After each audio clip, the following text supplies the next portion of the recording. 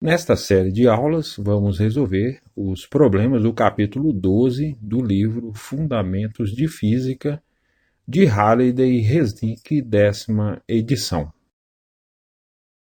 Problema 23. Na figura 1240, uma extremidade de uma viga homogênea de 222 newtons de peso está presa por uma dobradiça a uma parede. A outra extremidade é sustentada por um fio que faz o mesmo ângulo θ igual a 30,0 graus com a viga e com a parede.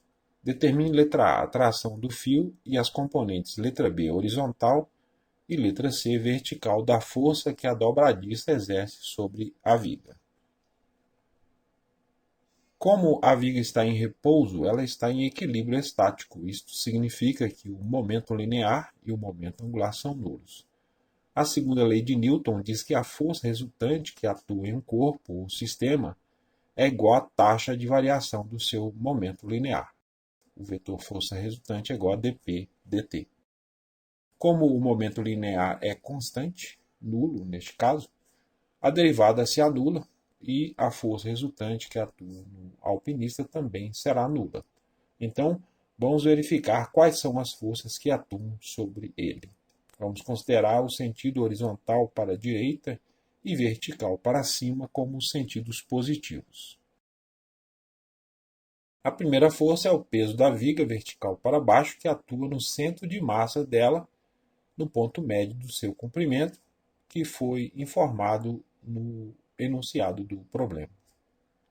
A atração do fio e a força exercida pela dobradiça, que tem componentes horizontal e vertical. Dessas forças, a única que não está na direção de um dos eixos é a força de tração do fio. Mas podemos desenhar as suas componentes nessas direções. Aplicando a segunda lei de Newton na direção horizontal, teremos que Fx menos Tx é igual a zero, as duas únicas componentes na direção horizontal. Então, concluímos que Fx é igual a Tx. Aplicando a segunda lei de Newton na direção vertical, teremos que Fy mais Ty menos P é igual a zero. Então, o Fy vai ser P menos Ty.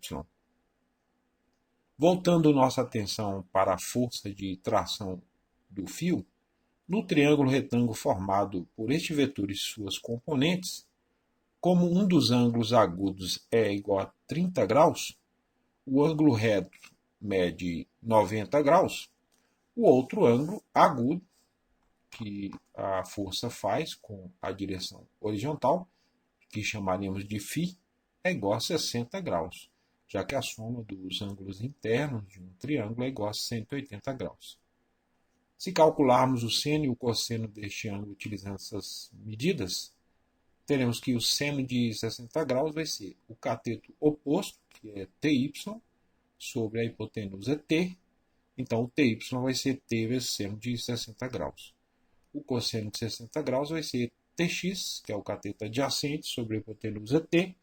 Então, o TX vai ser T cosseno de 60 graus. Substituindo esses valores nas equações anteriores, o Fx vai ser T vezes cosseno de 60 graus, que é o Tx. E o Fy vai ser P menos T seno de 60 graus, que é o Ty.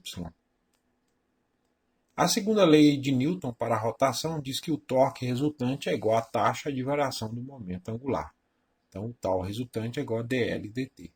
Como o momento angular é constante, a derivada será nula e o torque resultante também se anula.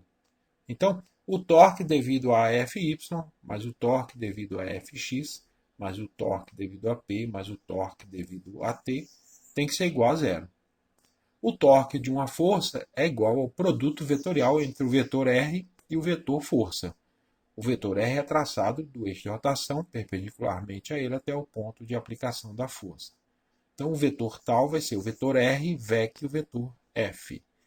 O módulo deste produto vetorial é igual ao produto dos módulos dos vetores e do seno do ângulo formado por eles. Então, o módulo de tal vai ser o módulo de R vezes o módulo de F vezes o seno de θ. Esse θ aí é um ângulo entre os vetores. Para aplicar a segunda lei de Newton para a rotação, Podemos escolher qualquer eixo de rotação e aqui o mais conveniente é escolher um eixo perpendicular ao plano do desenho e que passa pelo ponto onde a dobradiça exerce força sobre a viga. Escolhendo esse eixo de rotação, o torque devido à força exercida pela dobradiça será nulo e suas componentes também, já que elas atuam no eixo de rotação. Vamos considerar positivo o torque da força que, atuando sozinha, faria a viga girar no sentido anti-horário e negativo se fizer girar no sentido horário. Considerando a força P, se traçarmos o vetor RP do eixo de rotação até o ponto de aplicação da força, o módulo deste vetor é igual a metade do comprimento da viga. O ângulo entre as direções dos vetores, Φ, e a atuação dessa força faria a viga girar no sentido horário. O torque dessa força é negativo. Como já vimos que o ângulo entre o fio e a horizontal vale 60 graus, e θ é igual a 30 graus, o ângulo agudo mostrado também vale 30 graus. Como a soma dos ângulos internos de um triângulo mede 180 graus, o ângulo φ é igual a 60 graus, já que o outro ângulo é reto. O torque da força o tal de P vai ser menos 0,5 vezes L, que é o módulo do vetor RP, vezes P, o módulo da força, vezes o seno de 60 graus, que é o ângulo. Considerando a força de tração no fio, se traçarmos o vetor RT do eixo de rotação até o ponto de aplicação da força, o módulo deste vetor é igual ao comprimento da viga. O ângulo entre os vetores é igual a 30 graus, e a atuação dessa força faria a viga girar no sentido anti-horário, então o torque dessa força é positivo. Então o tal de T vai ser L, que é o módulo de RT, vezes T, que é o módulo da força, vezes o seno de 30 graus, que é o ângulo. Substituindo essas expressões na equação do torque, ela se torna menos 0,5 vezes L vezes P vezes seno de 60 graus, mais L vezes T vezes seno de 30 graus é igual a zero. Passando o termo negativo para a direita, L vezes T vezes seno de 30 graus é igual a 0,5 vezes L vezes P vezes seno de 60 graus. Como temos L dos dois lados, a gente pode dividir por L e eliminar essa variável. Então, resolvendo para T, o T vai ser 0,5 vezes P, vezes o seno de 60 graus, sobre o seno de 30 graus. Substituindo pelos valores das medidas, fica que o T vai ser 0,5 vezes 222, que é o valor de P, vezes o seno de 60 graus, sobre o seno de 30 graus. Se a gente fizer essas operações aí, dá 192,2 newtons. Escrevendo o resultado com 3 algarismos significativos, que é a precisão das medidas originais, ele se torna. O T vai ser 192 newtons. A componente horizontal da força exercida pela dobradiça é Fx, vai ser 192,2, que é o módulo de T, vezes o 160 graus, que dá 96,1 newtons, o valor já escrito com 3 algarismos significativos.